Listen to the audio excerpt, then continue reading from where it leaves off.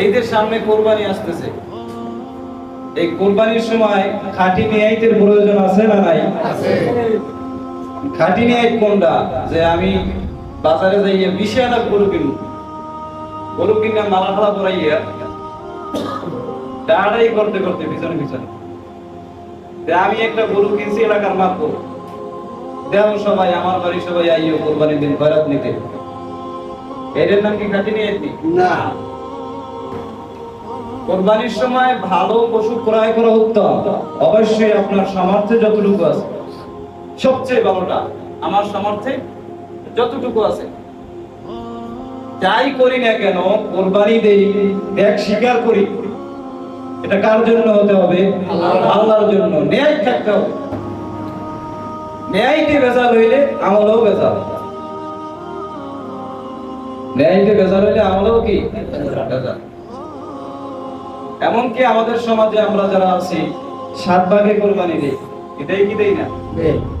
এই 7 জনের ভিতরে যে কোনো একজনের ন্যায়তে যদি ভেজাল হয়, যে কোনো একজনের ন্যায়তে যদি ভেজাল হয়, তাহলে অন্যান্য যে ভাগীদার আছে তাদের কোরবানিতেও সমস্যা। কথা কি বুঝাইতে পারছি?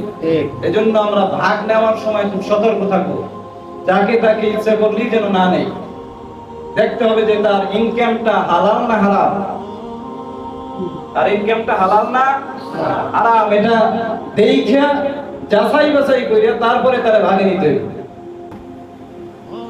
আমি তো বলবো যে যার ভিতরে হারামের সন্দেহ আছে তার কাছেও যাই না, যার ভিতরে হারামের সন্দেহ আছে তার কাছেও যাই না। পারলে একা কোরবানি দেন যদি সামর্থ্য থাকে, এটা সবচেয়ে ভালো।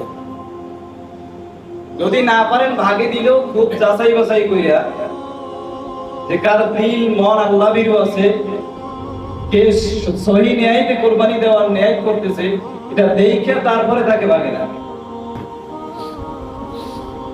কথা কি বলছেন আমার? কোরবানির বিষয়ে সামনের জন্য আলোচনা হবে ইনশাআল্লাহ, সময়ও নাই।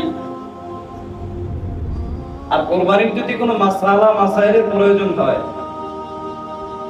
এলাকায় বিজ্ঞ আলেম যারা আছে তাদের কাছ থেকে জেনে নেবেন। আমি তো মুফতিও না, মুহাদ্দিসও না, আমার দ্বারা মসনদে গিয়ে কোনো লাভ নেই। এটা সত্য কথা।